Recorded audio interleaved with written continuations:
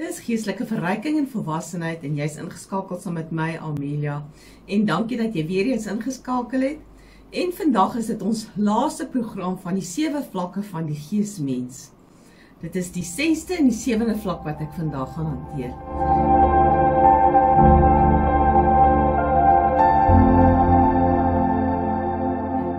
En ek glo en vertrou dat hierdie lering vir jou net so kosbaar was, soos wat dit vir my was wat dit bedien het. Laat weet my gerus, komment vir my in die onderste gedeelte, het dit enigstens iets verander in jou lewe? Het jy enigstens iets geleer? Wel, ek het baie geleer met hierdie navorsing wat ek moes gedoen het, en Abba het vir my goed geopenbaar, wat absoluut amazing is, wat ek in my lewe nog nooit gehoor het nie, en ek het dit met jou gedeel.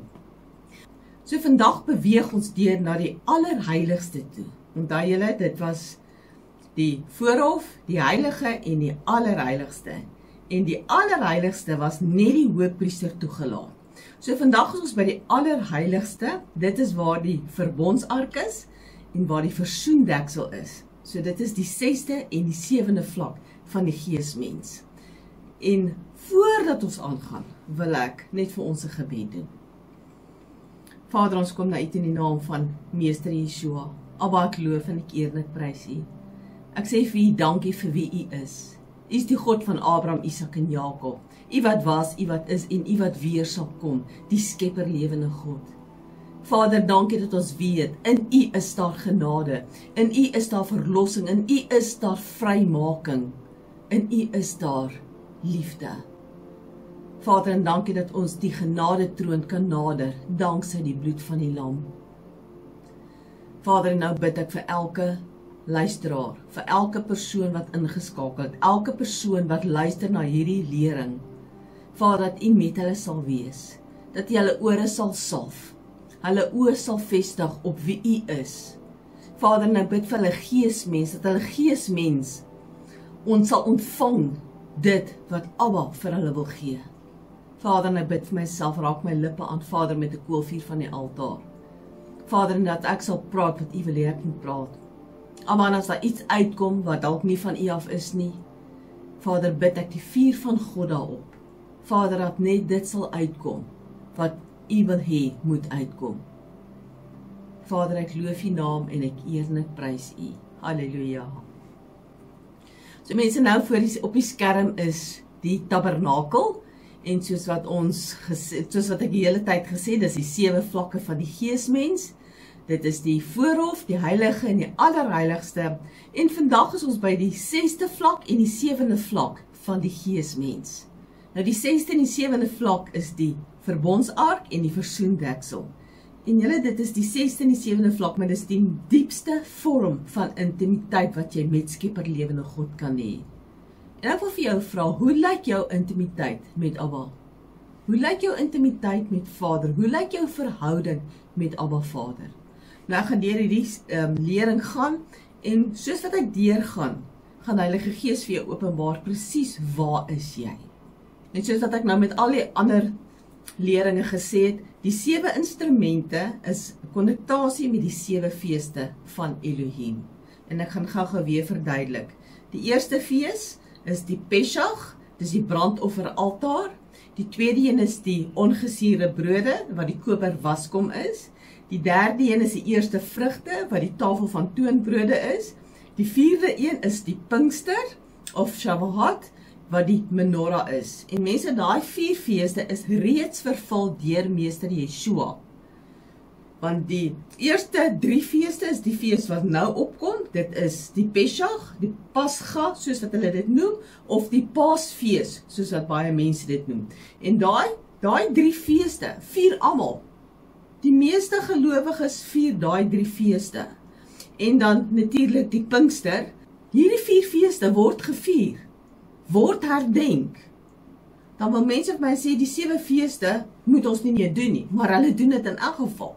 Die laaste 3 is die reukofferaltaar, wat die fees van trompette is, dis met die wederkoms, wanneer die basuin gaan blaas. Die 6de een is die verbondsark, wat ons vandag gaan doen, dis die dag van versoening, of die Yom Kippur. En dan die 7de een is die versoendeksel, wat die fees van tabernakels is, of die Sukkot.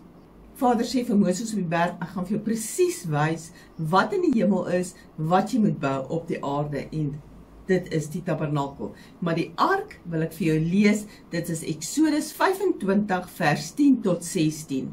En kry jou Bybel en volg saam met my. Hulle moet dan 'n ark van akasiëhout maak. 2,5 L moet sy lengte en 1,5 L sy breedte en 1,5 L sy hoogte wees. En jy moet dit oortrek met suiwer goud. Van binne en van buite moet jy dit oortrek. En jy moet daar aan 'n goue kraans maak rondom.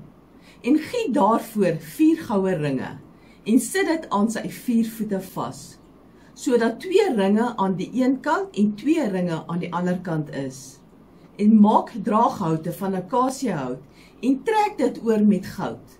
En steek die draaghoute in die ringe aan weerskante van die ark om die ark daarmee te dra. Die draaghoute moet in die ringe van die ark bly. Hulle mag daar nie uit weggeneem word nie. Daarna moet jy die ark van getuienis sit, wat ek aan jou sal gee. En dan die gedeelte oor die versoendeksel is Exodus 25 vers 17 tot 22. Maak ook 'n versoendeksel van suiwer goud. 2,5 L moet sy lengte en 1,5 L sy breedte wees.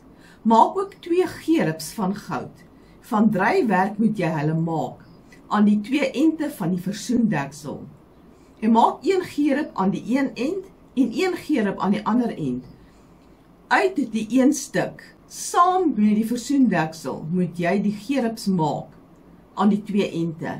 En die gerubs moet die vlerke boontoe uitgesprei hou, terwyl hulle met hulle vlerke die versoendeksel beskut. En hulle aangesigte moet na mekaar toe wees. Die gesigte van die gerubs moet op die versoendeksel gerig wees. En sit die versoendeksel bo op die ark. Maar in die ark moet jy die getuienis neerlê, wat ek aan jou sal gee. En daar sal ek met jou saamkom, en van die versoendeksel af, tussen die 2 gerubs, uit wat op die ark van die getuienis is, sal ek jou alles sê, wat ek jou vir die kinders van Israel sal beveel. Op die prentjie wat jy nou voor jou sien, is dit die ark. Baie mense het dalk nog nie die verbondsark gesien nie, maar julle sal sien die onderste gedeelte is die ark, en dan die boonsteen met die gerubs op, is die versoendeksel met die gerubs op. Nou ons gaan gou kyk, wat was alles in hierdie ark gewees, en dit kry ons in Hebreërs 9 vers 4. Eersteen, waarin die goue kruik met die manna was, die tweede een, en die staf van Aaron wat gebloei het, en die derde een, en die tafels van die verbond. Nou mense, die laaste 2 feeste, wat nou met die 6de en die 7de vlak van geesmens is, wil ek net gou verduidelik. Die laaste 2 is Yom Kippur, dis die dag van versoening, en is die Sukkot, die fees van tabernakels.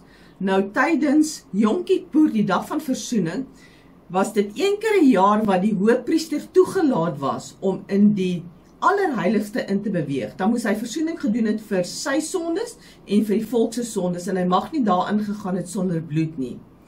En hy moes seker gemaak het, hy was regverdig, anders sou hy gesterf het. So moet elkeen van ons seker maak, dat ons regverdig is, en dat ons doen wat almal van ons verwag om te doen. En dan die 7de fees is die fees van tabernakels, of die Sukkot, is wanneer Yeshua sy bruidegom, wanneer ons as bruid met Yeshua die bruidegom gaan tabernakel. Nou ek het gaan kyk, wat beteken die ark? Die ark is absoluut, dit is eintlik so diep simbolies, dat ons as gelowiges dit eintlik nie besef nie. So die ark beteken afgesonder, beteken beskerming van die Almagtige, dit beteken intimiteit, gehoorsaamheid, autoriteit, onbeskryflike genade. En vandag wil ek met jou geesmens praat, en ek wil vir jou geesmens roep na vore, en ek wil sê geesmens, jy moet afgesonder wees. Geesmens, geniet die beskerming van Vader ons Elohim. Geesmens, ontdek die ware identiteit met jou skepper lewende God. Geesmens, wandel in gehoorsaamheid. Geesmens, neem jou autoriteit op. As ons daai goed kan doen, dan sê Hebreërs 4 vers 16 vir ons, laat ons dan met vrymoedigheid na die troon van die genade gaan, sodat ons barmhartigheid kan verkry en genade vind op die regte tyd gehelp te word. Mens, as ons deur hierdie 7 vlakke gaan van die geesmens, ons moet nie terugval nie. Daar's baie mense wat terugval, en ek gaan dit nou vir jou verduidelik, hoekom baie mense terugval, maar ons kan nie terugval nie. Ons kan nie weer teruggaan na die ingang en weer terugkom by die brandofferaltaar en by die koperwas kom nie en so deurbeweeg nie. As ons hier by die allerheiligste inkom, dan moet jou geesmens so wees dat hy net daar wil bly. En ek gaan dit vir jou nou verduidelik wat ek bedoel daarby en hoekom ek dit sê. Daar's regtig baie mense wat nie die tyd wil uitkoop nie. Want as 'n mens net kan vra, hoekom het sekere mense 'n ander tipe verhouding met Vader as wat ander het? Is hulle meer bevoorreg? Is hulle uitgekies? Nee, hulle is nie uitgekies nie. Ons dien 'n regverdige Vader, ons dien 'n regverdige God, en hy gaan nie aan een meer gee as wat aan die ander gee nie. Dis elkeen van ons se voorreg om in daai posisie te wees, in die allerheiligste, waar ons daai intimiteit met Vader het. Maar onthou nie, dis elkeen se keuse. En dit is ons wat bepaal, waar is ons op hierdie 7 vlakke van ons geesmens. Nie Vader nie, hy het volslae alles betaal, hy het volslae die plan gegee. Dis ons as mens. Hoe naby wil ons as mens aan hom kom? Maar onthou nie, dit kos 'n prys om afgesonder te lewe. Kry klaar met die wêreldse godsdiens, kry klaar met die kerklike sisteem, kry klaar met die tradisies, want dit gaan jou terugruk die hele tyd, dit gaan jou terugtrek. En onthou net, jy is die een wat jou geesmens kos gee. Wat is jy bereid om op te offer? Soos byvoorbeeld Shabbat. Shabbat is 'n afgesonderde tyd. Wat is nou verkeerd met Shabbat? Shabbat is, ons het 'n fellowship by mekaar, ons eet saam met mekaar as gesin, mamma en pappa, die kinders en almal sit om die tafel, of jy en jou vrou sit alleen, of jy sit dalk alleen, jy's dalk 'n enkelin, en jy sit dalk alleen, en jy bid, en jy spandeer daai tyd met Abba Vader. Wat kan tog nou so verkeerd wees met dit? In vergelyking met die wêreld wat sê, nee, Shabbat is nou klaar, daar's nie meer Shabbat nie, en nou gaan die kinders oralste, hulle gaan malls toe, hulle gaan uit. Nee, hoekom nie? Kuier saam. Kuier saam op daai Shabbat, en dis 'n opoffering wat 'n mens moet doen. Dis 'n opoffering om heilig te lewe. Hou op om jou gewone take te doen op Shabbat, want die woord sê, dis 'n afgesonderde tyd. Maar vandag vra ek vir jou, gaan bereken die kostes. Bereken die kostes wat dit gaan beteken vir jou om in daai intimiteit verhouding te wees met Skepper lewende God. En daar's 4 stadiums wat daar is met intimiteit met Abba. En ek gaan hierdie 4 stadiums gaan met jou deel. Die eerste vlak van intimiteit kry ons in Eksodus 19. Volg gou saam met my in jou Bybel. Verder het Jahweh aan Moses gesê, gaan na die volk en heilig hulle vandag en môre, en laat hulle klere was, en hulle gereed hou teen die 3de dag, want op die 3de dag sal Jahweh voor die oë van die hele volk op die berg Sinaï afdaal. Ook moet jy vir die volk 'n grens rondom aanwys en sê, pas op dat julle nie op die berg klim, of sy voet aanraak nie. Elkeen wat die berg aanraak, moet sekerlik gedood word. En wat beteken dit? Daar was grense gewees wat Abba gestel het. Want hoekom? Hy het die mense se harte geken, hy ken jou, hy weet, wanneer het jy nog nie klaar gekry met daai sondetjie nie, wanneer jy nog wil vashou daarin, en hy ken jou hart dat jy gaan terugval. So daar's grense, en dis die eerste grens wat daar gestel was vir die volk. Die volk mag net gekom het tot daar, tot voor die berg. Hulle mag nie verder beweeg het nie. God ken hulle harte, hy weet. Baie mense onderhou die feeste, hulle is gehoorsaam aan Shabbat, maar hulle bly op die eerste vlak van hulle intimiteit. Hulle maak nie 'n keuse nie, en ons moet keuses maak, mense.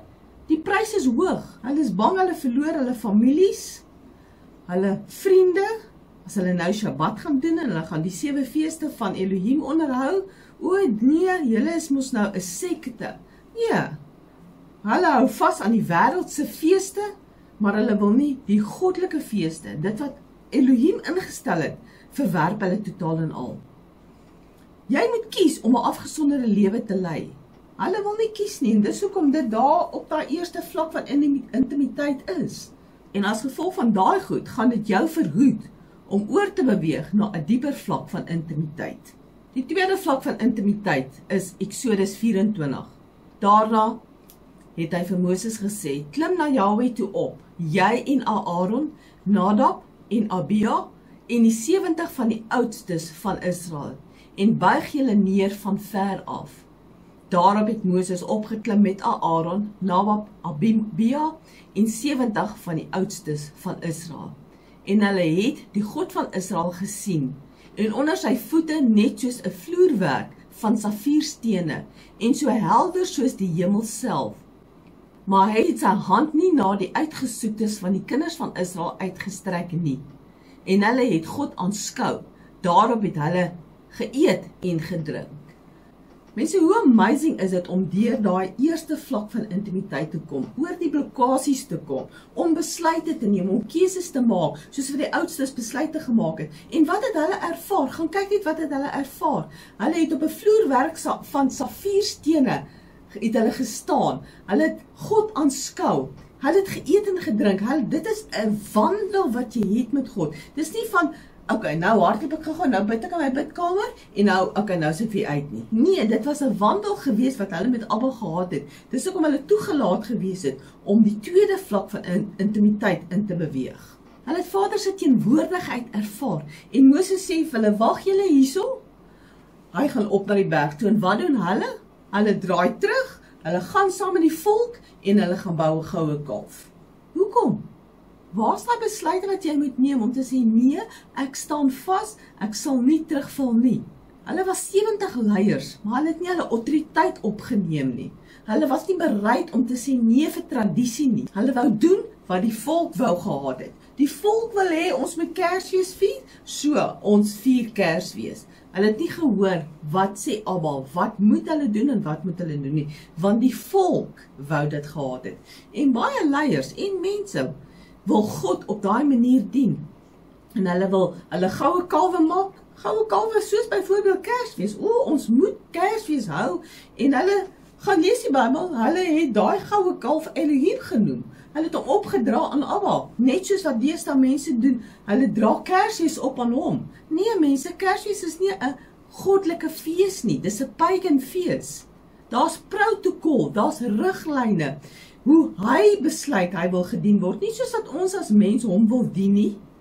Wat het gebeur met Dawid? Die verbondsark was uit die volk uit gewees, en Dawid het besluit, nee, hy wil die verbondsark terug hê.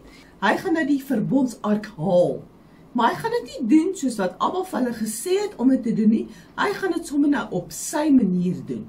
En dis wat ons nou doen met Kersfees. Ons wil God aanbid, soos wat mense sê, soos wat die kerktradisie, hulle wil Jesus aanbid soos wat hulle wil, met 'n Kersfees. Nee, ons kan nie. Kom ons lees 1 Kronieke 13. En hulle het die ark van God op 'n nuwe wa vervoer uit die huis van Abinab en Ussa en Agja, en die wa gedrywe. En Dawid het die hele Israel het voor die aangesig van God met alle mag gespeel. Hulle het almal gedien, hulle het hom geloof, hulle het hom geëer, hulle het geprys. Sowel met liedere en met siter en harpe en tamboeryne en simbale en trompette. So jy staan daar op Kersdag en jy vier en jy aanbid hom, en jy het tamboeryne en jy het simbale en jy het trompette. Maar dis nie wat hy gesê het van Kersfees nie.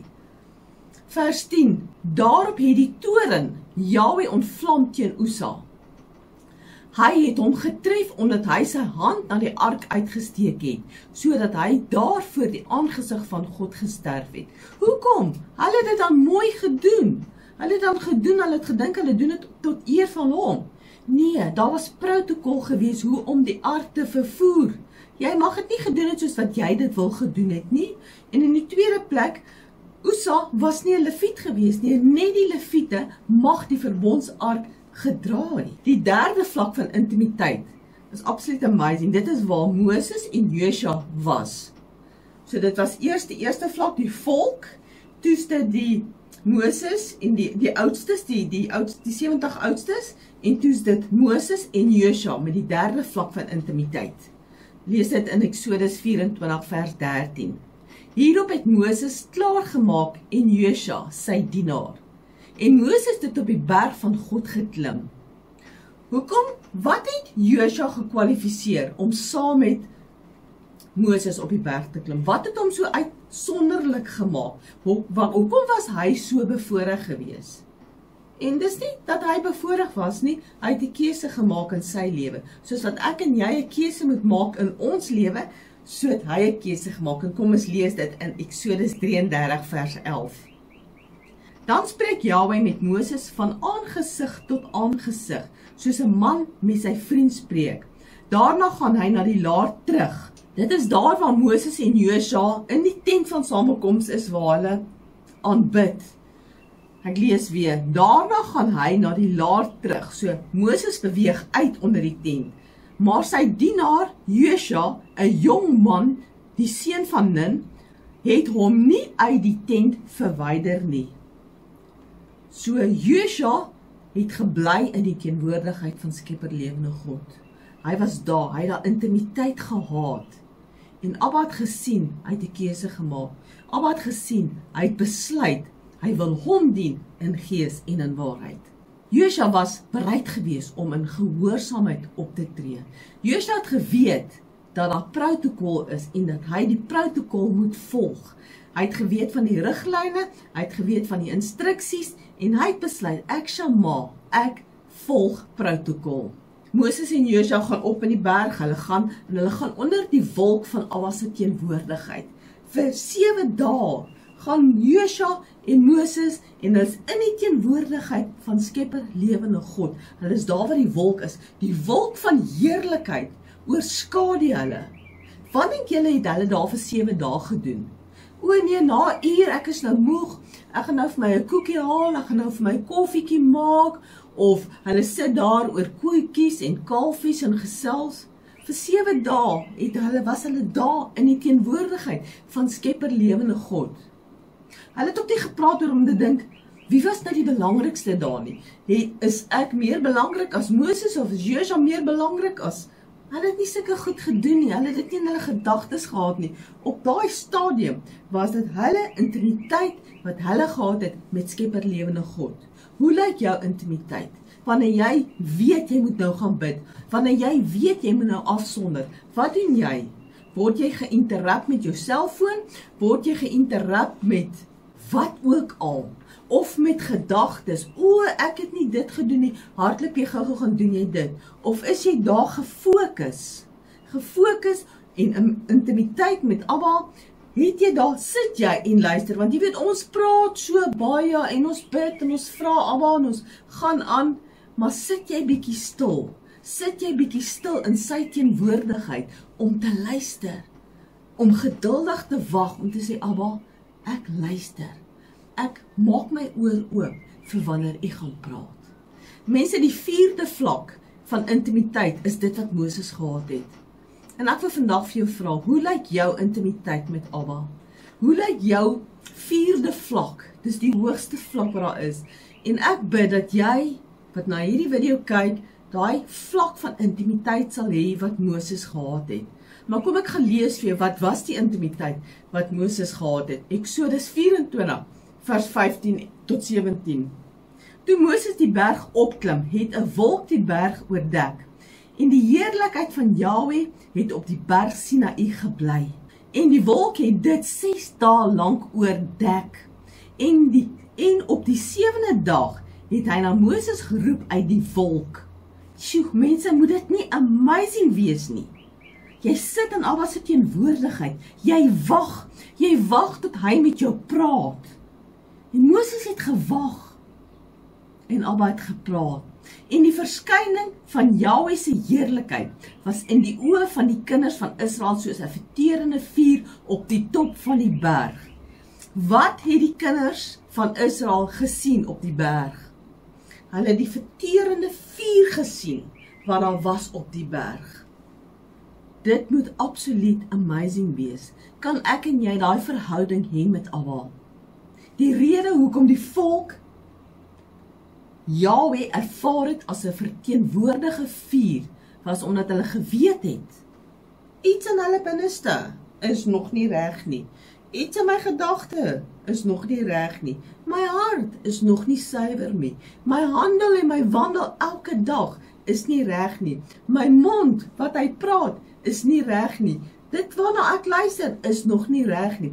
Dis hoekom dat die volk Yahweh ervaar het as 'n verterende vuur. Want hulle het geweet, daai verterende vuur gaan, as hulle in daai vierde vlak van intimiteit gaan inbeweeg, gaan hulle verbrand word van as gevolg van al die sondes nog in hulle lewe. Nou wil ek vir jou vra, wat is in jou lewe? Kan Abba sy verterende vuur op jou sit? Bid dit, vra dit, Abba, ek bid vandag die Shekinah Glory Light, wat soos 'n verterende vuur is op my lewe. Abba, dat U my lewe deursoek, dat dit wat nie van U af is nie, dat dit uitgebrand sal word. Maar Abba, dat dit eers vir my sal wys, dat ek moet kan deelneem, ek moet kan besluit. Hou op skinder, ek moet kan besluit. Hou op my liggaam vernietig, deur byvoorbeeld te rook of dwelms te gebruik of alkohol te gebruik, want dit vernietig my liggaam, om nie onrein dinge te eet, wat Abba in sy woord sê, jy mag nie onrein goed eet nie. Hoekom? Dis nie religious om nie onrein goed te eet nie. Jy's nie onder die wet as jy nie mag onrein goed eet nie. Daar's 'n rede hoekom jy nie onrein diere mag eet nie, want dis nie goed vir jou liggaam nie. Dis nadelig vir jou liggaam, en dis hoekom Abba sê, moet dit nie eet nie. En baie mense dink dis nou rein verklaar, dis nie rein verklaar nie. 'n Vark bly nog 'n vark. Shrimps bly nog 'n shrimps. Dis skadelik vir jou liggaam, want dit is die stofsuiers op die aarde wat veronderstel is om die aarde skoon te maak. En dis hoekom hulle is vol gifstowwe, en as jy daai goed nou gaan eet, dan eet jy daai gifstof in jou liggaam, en ewe skielik sit jy met sekere siektes en sekere toestande en kondisies in jou liggaam, en jy weet nie hoekom nie, maar jy eet dan iets wat giftig is, as ek dit so kan stel. So kom ons maak vandag besluite. Kom ons vra Abba, kom brand uit. Kom brand uit in my liggaam, sodat ek gees, siel en liggaam vir U 'n welgevalle offer kan wees. Sodat my liggaam ook die tabernakel kan wees, die tempel kan wees, dat my liggaam ook U kan vereer, U kan verheerlik. Ons moet elkeen 'n besluit neem, en ek wil vandag vir jou vra, wat is jou besluit? Maak vandag jou keuse. Maak vandag jou keuse om in hierdie vierde vlak van intimiteit met Abba te beweeg. Dat hierdie intimiteit wat jy met Abba het, dat dit soos in Moses se geval, dit was op sy gesig sigbaar gewees. Toe hy daar van die berg afgekom het, toe die mense gesien, was sy gesig straal. Dat mense kan sien, daai gesig straal, sodat Abba verheerlik kan word deur jou. Nou mense, dit was die 7de vlak, dit was die 6de en die 7de vlak van die geesmens, wat ek vandag met jou bedien het, en ek wil vir jou sê, dankie dat jy ingeskakel het, dankie dat jy hierdie reeks gevolg het.